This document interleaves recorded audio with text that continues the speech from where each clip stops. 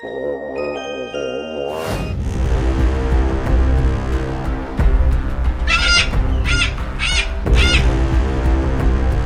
foi bicado por uma ema.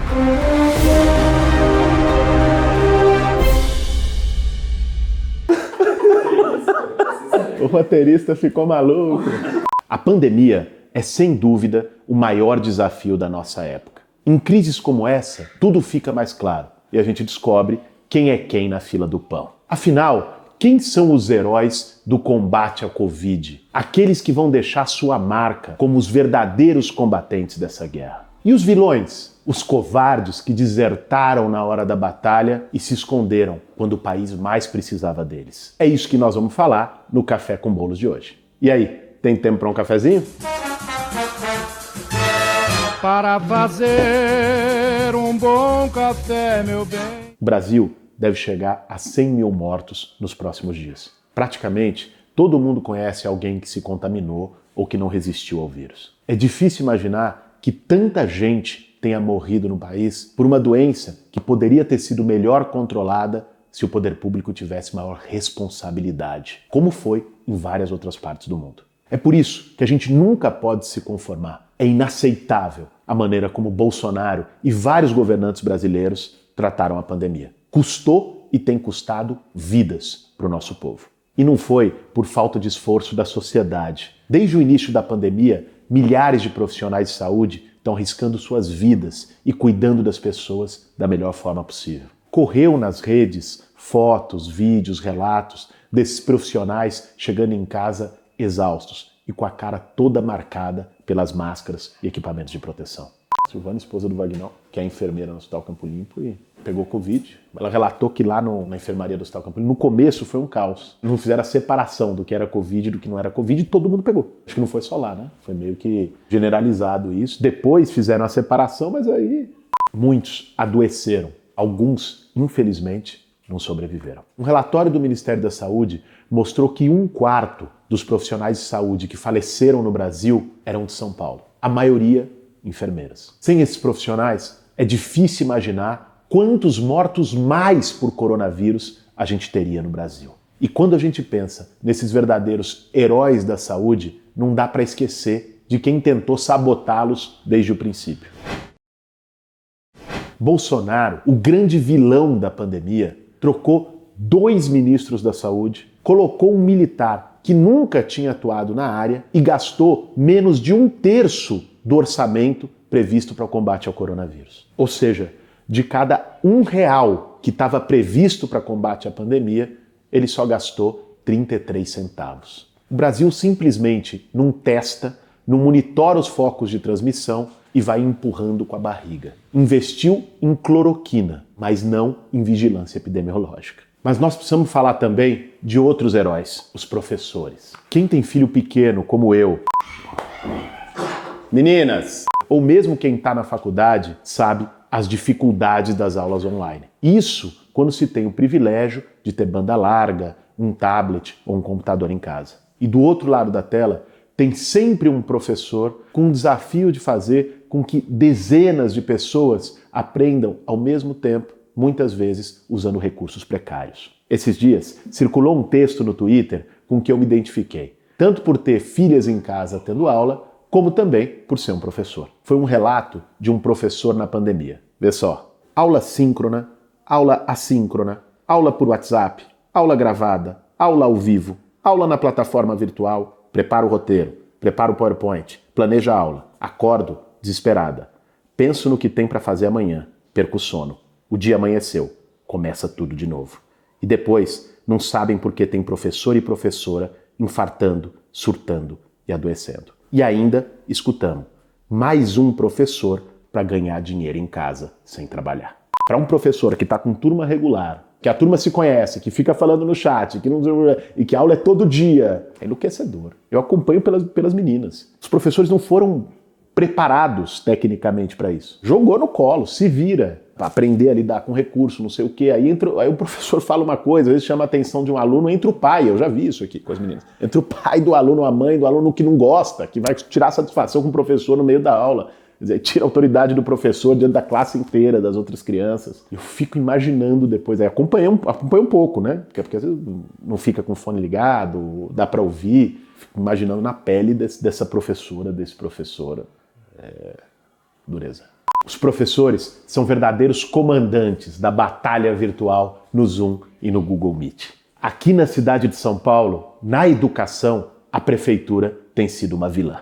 Acreditem se quiser, eles estão propondo para que cada pai e cada mãe assuma a responsabilidade se seu filho vai ou não voltar para a escola. Uma responsabilidade que é do poder público, que tem todos os dados, infectologistas para orientar, para saber o momento em que é possível retomar as aulas com segurança. O prefeito não pode lavar as mãos. Mas vamos falar de mais heróis da pandemia.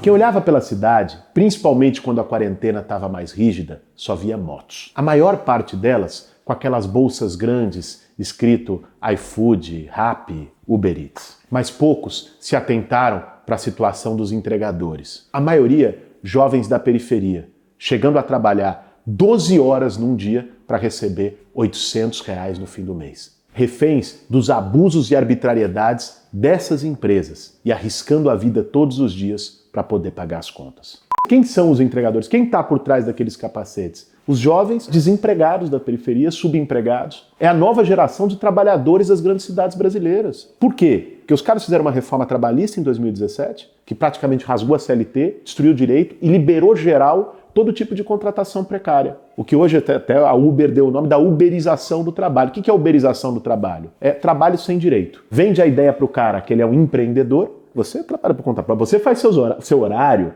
você trabalha quando quer, você não tem patrão, você é patrão de si mesmo. Se vende essa ideia para fazer uma super exploração. Aí o patrão de si mesmo, para poder garantir um salário mínimo no final do mês, tem que trabalhar uma jornada triplicada, óbvio, sem hora extra, sem previdência, sem auxílio-doença. Se ele cai da moto, vai ficar uma semana sem trabalhar, uma semana sem ganhar. Sem nenhuma garantia, sem férias, sem 13º, nem se fale. Então se vendeu uma ideologia como se fosse modernização das relações de trabalho. A relação de trabalho CLT é do Getúlio, é coisa antiquada. Quem não ouviu esse discurso no Brasil no último período? Direitos é coisa antiquada. O Bolsonaro disse isso na campanha, na maior cara lavada. O trabalhador brasileiro vai ter que escolher entre ter direito e ter emprego. Só que foi pior, porque perdeu o direito e também não teve emprego. O desemprego está crescendo no país. A grande mentira do neoliberalismo é essa. Eles falaram no mundo todo, trabalhador, escolha entre direito e emprego. Abra mão dos seus direitos e aí as empresas vão vir, porque você vai facilitar, o custo do Brasil vai diminuir. Então, como não vai ter mais tantos entraves, direitos para eles a entraves, vai vir investimento, aí vai ter emprego para todo mundo. Foi essa lenda que foi vendida aqui e lá fora. O problema é que isso, de um lado, precarizou o trabalho existente e de outro não deu mais emprego para ninguém. Aumentou os lucros, aumentou a desigualdade, aumentou a fortuna do 1% mais rico. Essa é a cilada que o neoliberalismo botou o trabalhador e as sociedades no mundo todo. E os entregadores, de algum modo, são expressão disso. Os entregadores, os motoristas de Uber, é aquela categoria que já nasceu sem direitos, nessa lógica do empreendedorismo, e que está aqui, estão em todos os cantos, se virando para sobreviver. Foram excluídos do mercado do trabalho formal. Tem uma juventude, cara, que entra no mercado hoje sem nenhuma expectativa de algum dia ter direito trabalhista.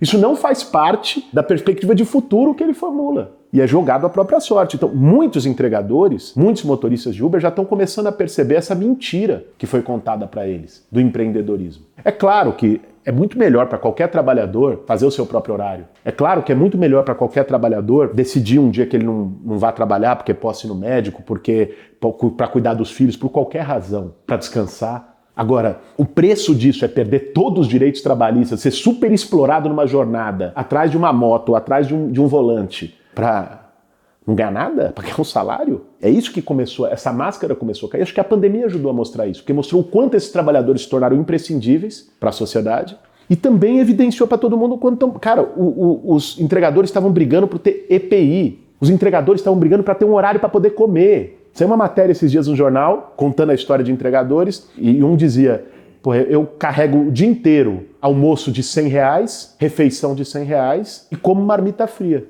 Sem os entregadores, como teria sido viável esse enorme comércio online de comida e todo tipo de coisa que se formou durante a pandemia? As empresas de aplicativo são também vilãs da pandemia. A maior parte dos entregadores que adoeceu não recebeu R$1. Elas prometeram equipamentos de proteção, mas também era lenda. As taxas para os trabalhadores cada vez menores, os lucros das empresas cada vez maiores. Mas vamos voltar aos heróis do combate à pandemia e falar agora de todos os profissionais do transporte. Motoristas de ônibus, trabalhadores do metrô e de trens. O governo Dória, inclusive, teve a cara de pau de cortar adicional noturno e só deu equipamento de proteção individual aos metroviários depois deles terem entrado na justiça. Por isso, os trabalhadores e trabalhadoras do metrô foram forçados a fazer uma greve. Só assim para o governo Dória ter recuado. Caiu a máscara do João Dória, que se fingiu de sensato no começo da pandemia, mas não resistiu. Logo, logo, voltou a ser o velho Bolsodória de sempre. A gente não pode esquecer também dos cientistas, especialmente nas instituições públicas, que têm desenvolvido pesquisas em relação ao coronavírus, à vacina, e que desenvolveram na USP um respirador mais barato e com tempo de produção mais rápido que já está sendo usado no Hospital das Clínicas de São Paulo. Quando a gente for contar a história da pandemia para os nossos filhos e para os que vierem depois, a gente não pode jamais deixar de apontar os responsáveis por essa verdadeira tragédia humana. Para que a história saiba quem são, para que nunca mais se repita. Mas principalmente, nós não podemos deixar de lembrar os verdadeiros heróis desses tempos de pandemia. Profissionais de saúde, professores, entregadores, motoristas, metroviários, garis, funcionárias terceirizadas, operários, trabalhadores rurais e todos e todas que tiveram na linha de frente dessa batalha. Nossa homenagem aos que sobreviveram, apesar do desgoverno e do descaso. E também, é claro, àqueles que não resistiram. Aos heróis do combate ao coronavírus, dedicamos esse café com bolos. Para fazer um bom café, meu bem.